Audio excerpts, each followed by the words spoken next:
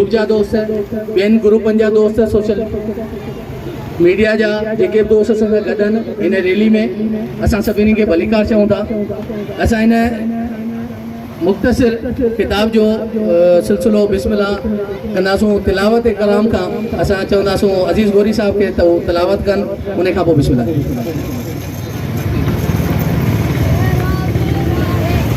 औज़ु बिल्लाहि मिनश शैतानिर रजीम। बिस्मिल्लाहिर रहमानिर रहीम। इन्ना आतैनाकल कौसर फसल्लि लिरब्बिका वन्हर इन्न शानियक हुवल अबतर। सदक़ल्लाहुल अलीयुल अज़ीम। जज़ाकल्लाह। आऊं पीटीआई शाहपुर चाकर जी तरफ़ां वरी बि सभिनी आयल दोस्तनि खे भलीकार चवां थो। आऊं पहिरियों किताब असांजे शाहपुर चाकर पीटीआई जे सरबराह साईं अली मुराद डायरी खे चवंदुसि त उहो अची पंहिंजे ख़्यालनि जो इज़हार कनि। साईं अली मुराद डायरी साहब। बिस्मिल्लाहिर्रहमानिर्रहीम।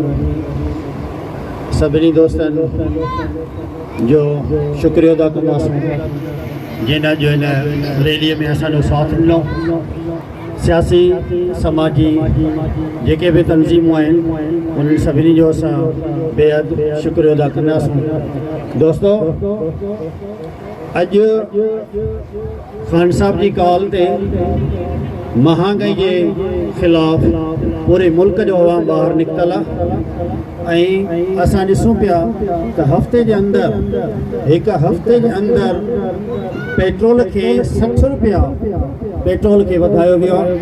इहो एतिरो महांगाई जो तूफ़ान एतिरो अवाम जे मथां किरायो वियो।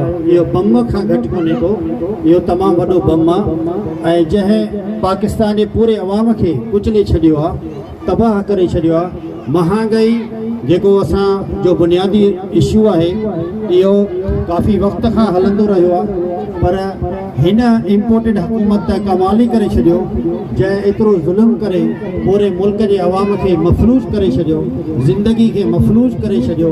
माण्हुनि खे रोज़गार जेको थोरो घणो हुयो उहो रोज़गार बि हुन खसे छॾियो।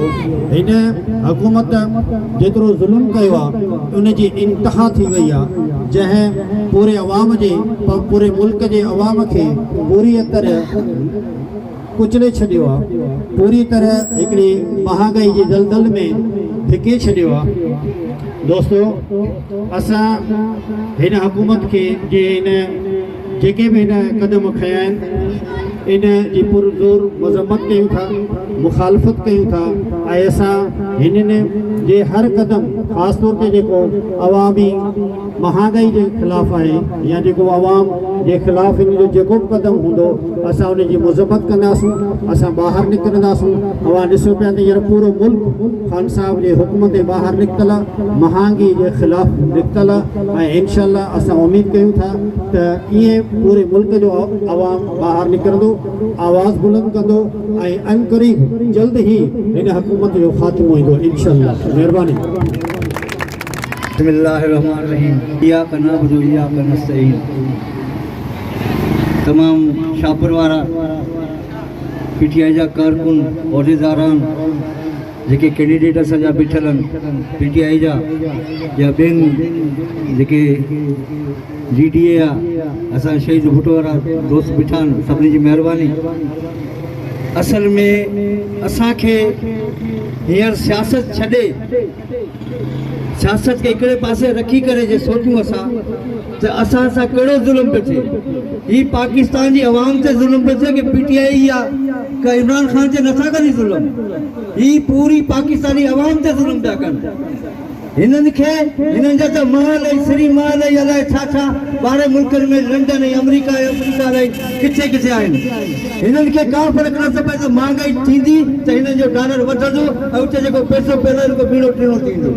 ही हासे कारे असां मज़लूमनि खे कुचलणु चाहिनि था ऐं हिन हद ताईं चाहे त अनारकी पैदा थी वञे मुल्क में ऐं ईअं न थिए ही निकिरनि घरों ॿाहिरि अवाम हिननि जी पंहिंजी जेके हिननि जा नारा हणंदी वठे थी। इंशाअल्लाह ताला जेको हिननि जो क़दम आहे असां अलाह खां दुआ घुरंदासीं हिननि जा पंहिंजा माण्हू हिन जे गिरेबान वठंदा। तव्हां कयो छा पिया? तव्हां हिकिड़े आज़ाद माण्हू खे हिकिड़े इंसाफ़ पसंद माण्हू खे लाहे अॼु तव्हां इहो कमु करण आया आहियो त असांखे पुछण न आया आहियो। जुल्म तो खुदा जो ॾिसो त असेंबली छा हूंदी आहे? असां हुनखे वोट ॾेई असेंबली मुंतख़ब कंदा आहियूं, पर हिननि छाजे लाइ आई आहे त असांजा केस ख़तम थी वञनि, नेब ख़तम थी वञे, उहो केस ख़तम थी वञनि, का बि कंहिं ते एफआईआर न हुजे, सभु कंहिं पोज़ीशन ते केस ठाहियूं। पर ईअं कोन थींदो। अलाह जी लठ बेआवाज़ आहे।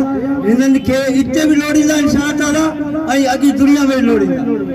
त इंशाअल्लाह ताला असां नारो हलाईंदासीं रिपोर्टेड हुकूमत, रिपोर्टेड हुकूमत, रिपोर्टेड हुकूमत, गुलामी नामंजूर, गुलामी अमेरिका जी गुलामी, अमेरिका जे कुतनि ते, अमेरिका जे गुलामनि ते, अमेरिका जे गुलामनि ते। महिरबानी। शुमार लाना पुरजोर मुताबिक हुआ तो बेशुमार लाना असीं पीर पगार हुकूमत इमरान खान जे असां गॾु आहियूं, इंशाअल्लाह गॾु रहंदासीं। पहिरियों दोस्तो सभ खां पहिरीं हीअ हुकूमत अचण सां हुननि कहिड़ा इक़्तिदार में अचण सां कहिड़ा हुकुमनामा जारी कया, जीअं गॾियल इजलास घुरायूं, नेब ख़तमु कयूं, उनखे कमज़ोर कयूं ऐं ॿिया जेके बि ऑर्डिनेंस उन्हनि पास कराया पंहिंजे मुफ़ाद ख़ातिर कराया। अवाम लाइ हिकिड़ो बि उन्हनि फ़ाइदे जो क़दम न खयो। उन खां पोइ हिन ॿिनि हफ़्ते जे अंदरि 2 दफ़ा पेट्रोल बम किरायो वियो आहे अवाम जे मथां। हीअ ग़रीब अवाम खां जीअण जो हक़ु खसणु चाहिनि था। इन लाइ पुरज़ोर मुतालबो कंदो पूरे अवाम खे, हीअ कंहिं पार्टी जो हक़ु न आहे, हीअ अवाम खां जीअण जो हक़ु खसींदा। इन करे असां सभिनी खे हिन चोरनि जे ख़िलाफ़ हथो हथ थी गॾु थियणो पवंदो। इंशाअल्लाह असीं पीर पागार हुकूमत ते रत जे आख़िरी फुड़े ताईं PTI सां गॾु आहियूं, हिन अवाम सां गॾु आहियूं, चाहे कहिड़ी पार्टी हुजे। हक़ सच जो नारो आहे, इंशाअल्लाह गॾु रहंदासीं। उनको जब भी लहू की ज़रूरत पड़ी सबसे पहले ही गर्दन हमारी कटी, फिर भी कहते हैं ये अहले वतन, ये चमन है तुम्हारा हमारा नहीं, ये चमन है तुम्हारा हमारा नहीं। सभिनी खां पहिरीं ऐं सलाम पेश कंदुसि PTI दोस्तनि खे जिन्हनि महांगाई जे ख़िलाफ़ मार्च कढियो आहे ऐं असांखे दावत ॾिनी। शॉर्ट फॉर्म में जेके बि दोस्त हुआसीं ऑफिस तां उतां मार्च में असां शिरकत कई आहे। हिन गवर्नमेंट 2 दफ़ा हफ़्ते में 60 रुपया पेट्रोल जेको आहे महांगो कयो आहे। असां इन जी सख़्तु लफ़्ज़नि में मज़म्मत था कयूं ऐं हिननि खां घुर था कयूं त इहा जेसि ताईं 60 रुपया छा पर तव्हां इन मां रुपयो बि असां तव्हांखे कोन वधाइण ॾींदासीं। ही पाकिस्तान जे तारीख़ में 60 रुपया कॾहिं बि एतिरो महांगो कोन कयो आहे पेट्रोल। हिननि खे असां सख़्तु लफ़्ज़नि में मज़म्मत था कयूं ऐं एहतिजाजनि या घुर था कयूं त इहा महांगाई पेट्रोल जेको आहे वापसि वरितो वञे ऐं उन खां पोइ असां शाना बशाना दोस्तनि सां गॾु ऐं साथ सलामत थिए फुटो जी क़ाइदनि ख़िलाफ़ शहीद जीअं त असांजा दोस्त चवनि था त असां हिननि जे पुर मज़म्मत कयूं था, पर आउं त उन्हनि खां बि पुछणु चाहियां जिन ट्रैक्टर ट्रालियूं भरे असांजी हुकूमत में महांगाई रैलियूं कढियूं, अॼु उहे पंहिंजे घरनि में छो लिकिया वेठा आहिनि। अॼु उन्हनि खे ख़बर कोन थी पए त 60 रुपया तेल वधियो आहे। पर अफ़सोस है जो वज़ीर आला सिर्फ चए थो त 40% पंहिंजे वज़ीरनि जा तेल घटि थो कया। अरे ॿिया त ॿियो था, पर आवाम केॾां वञे? पंहिंजो त कमु कयो था, पंहिंजा बब भरियो था, आवाम जो ख़्यालु कयो। जे 13 साल तव्हां सिंध में हुकूमत कयो पिया ऐं हाणे तव्हां वफ़ाक़ में गॾु आयो सिर्फ़ु पंहिंजे बब भरण लाइ। महिरबानी करे हिन आवाम जो ख़्यालु कयो, न त इहा ई आवाम तव्हांजे असेंबलियुनि में तव्हांजे ऐवाननि में घिड़ी पंहिंजो हक़ वठंदी। महिरबानी करे इन आवाम ते रहम कयो वञे। अॻिते लाइ अहिड़ी का बि न कई वञे ऐं इन इम्पोर्टेड हुकूमत खे ऐं एजेंसियुनि खे गुज़ारिश कयां थो त इन्हनि खे लायो वञे, न त ॾाढो असांजे मुल्क में ॾफेत थींदो। महिरबानी करे असां चऊं था सभिनी दोस्तनि खे जेके बि असां सां गॾु गॾिजी हिते महांगाई जे करे सभु गॾिजा आहिनि ऐं इन्हनि खे जस आहे जो ही हेतिरी रैली कढी असां सां गॾु आहिनि। असांजा सीनियर क़ाइद जेके बि आहिनि उन्हनि सभिनी जूं महिरबानियूं। खान बहादुर। बिस्मिल्लाहिर्रहमानिर्रहीम। असां तो पहिरें ही इन ग़रीब आवाम जे करे अॼु असीं ख़ुदि ग़रीब आहियूं, इन रोडनि ते रस्तनि ते आहियूं। इमरान खान हिकिड़ो अॼु चंद हिकिड़ा लफ़्ज़ ॻाल्हाया त जॾहिं हज़रत इमाम हसन हुसैन रज़ी अल्लाह ताला अन्हु जॾहिं करबला ते काए पे वियो त उन में खुफ़ियारनि खे सॼी ख़बर हुई त हीअ हक़ ते आहिनि ऐं यज़ीद जो पासो ना हक़ ते आहे। असां अवाम खे पुरज़ोर अपील कंदासीं त बहितर आहे त तव्हां जेके खोखला नारा हणो था, हींअर अवामनि जी जेको आहे सो ज़हन ख़राब थी चुको आहे। ऐं महिरबानी करे ही जेके चओ 2-3 ॾींहं आयो ऐं चई त मैं तो हू खदड़े वांगुरु डांस करे चई त मैं तो अपने कपिड़े भी बेच दूंगा। अरे कपिड़े बेच दोगे, तू सूट खणी विकिण बैण रुपया लीटर हिकिड़े ॾींहं में चाढ़े सघे थो ऐं तूं अदाकारी न कर। हे अदाकार असांजो शहीद ज़ुल्फ़िकार अली भुट्टो हो जंहिं अक़वाम मुत्तहिदा में इहा तक़रीर कई जेकी पूरी दुनिया में अॼु रिकॉर्ड आहे। ऐं अॼु खान तुंहिंजे साम्हूं आहे, ॿियो कुझु अॻियां केर बि कोन्हे। ऐं इंशाअल्लाह असां ग़रीब अवाम ही रोडनि ते निकिता आहियूं। अलाह कंदो तूं 60 रुपया वधाईंदे, इंशाअल्लाह ख़ुदा कंदो तोखे 2-3 ॾींहंनि जो महिमान आहीं, इंशाअल्लाह तोखे दफ़न कंदासीं। खानो भाई हिते वेठो आहे, सिविल सोसाइटी जा दोस्त, असां सभिनि जो शुक्रिया अदा कयूं था जेके हिननि अॼु PTI सां गॾु एहतजाज में शामिल थिया आहिनि। या जेकी अनपोर्टेड हुकूमत अवाम ते बम किरायो आहे, हीउ ॾाढो वॾो ज़ुल्म कयो आहे हिन अवाम ते। पहिरीं ई अवाम ॾिसी पई आहे, हिन में हेतिरी सेफ कोन्हे कि जेको आहे उहो पंहिंजे घर पूरो राशन वठी वञे पंहिंजे ॿारनि खे खाराइनि। वॾे अफ़सोस जी ॻाल्हि आहे कि जेको आहे अॼु ताईं हिन हुकूमत खे केरु चइण वारो ई कोन्हे। असांजा जेका अदालतूं आहिनि राति जो खुलनि थियूं ऐं जेको आहे हिननि खे विहारे मुसलत करे छॾियो आहे हिन अवाम ते। केॾो वॾो ज़ुल्म कयो आहे हिननि। असांजो मुतालबो आहे कि हिन हुकूमत खे हाणे लाहियो वञे, गिरेबान खां पकड़े शहबाज शरीफ़ खे लाहियो वञे। बिलावल भुट्टो जो हाणे इसराइलनि सां मिली आयो आहे, हुते हुननि जे वज़ीर आज़म खां ही जेका मौलाना फज़लुर रहमान वारा माण्हू मिली आया आहिनि। हे जेका ख़ान साहब खे यहूदी चवंदा हुआ, अॼु ही ॿुधाइनि कि यहूदी ही आहिनि या ख़ान साहब हो। असां सम्झूं था कि यहूदी जा एजेंट ही आहिनि। अनपोर्टेड हुकूमत,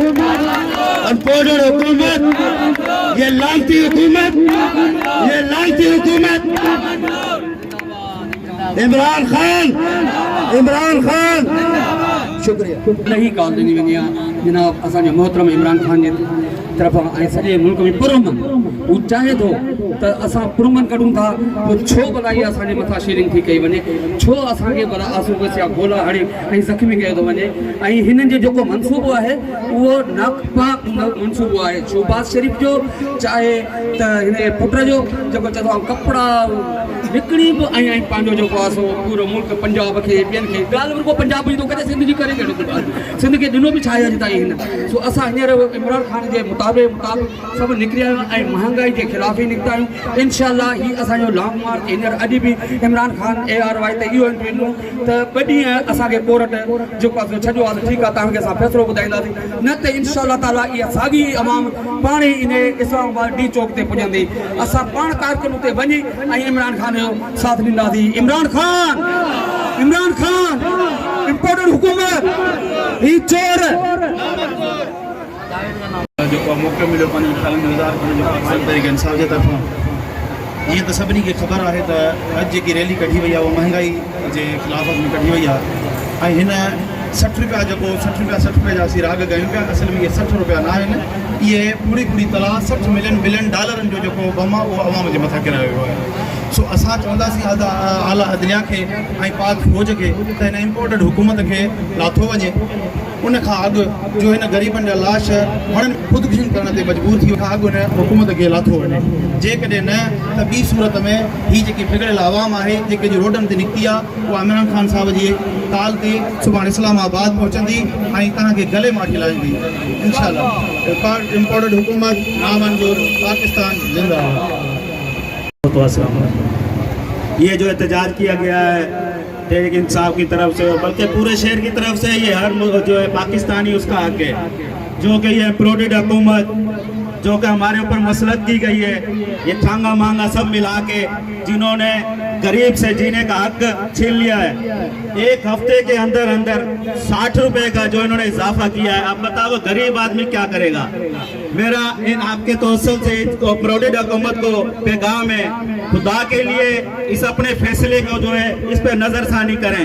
ये अवाम जो कि समंदर की तरह आपके आई है, ये आपके ऐवानों तक पहुंच जाएगी, और जो आपके साथ एतादी हैं, छांगा मांगा जो आपके साथ इकट्ठे करके मुंतज जो आपने हुकूमत मुसलत की है, इनसे भी है कि जब आप अपने हल्कों में जाओगे क्या मुंह दोगे, क्या मुंह दिखाओगे, कि क्या मुंह को ये जो है अवाम को जवाब दोगे कि हमने ये शर्तें की थी और ये मिला था, कि अवाम को आपने ये महंगाई का तोहफा दिया है 60 रुपए का, ये जो है एक हफ्ते के अंदर पाकिस्तान की तारीख में ये पहली दफा हुआ है। हम इस फैसले को कंडम करते हैं। हम जो भी है, जो भी इस हुकूमत को लाए, इस कुतली पुतली जो हुकूमत है इनको लेके आए, न्यूडल है जो भी, इनको कहते हैं खुदा के लिए जितनी जल्दी हो सके इनकी जान छुड़ाए, ताकि गरीब अपना कुछ जीने का उदवत कर सके। इनको जान छुड़ाए, और ताकि ये नहीं तो ये अवाम आपके कपड़े तक फाड़ देगी, ऐवानों तक पहुंच के आपको जोरी कुर्सी से उछला देगी।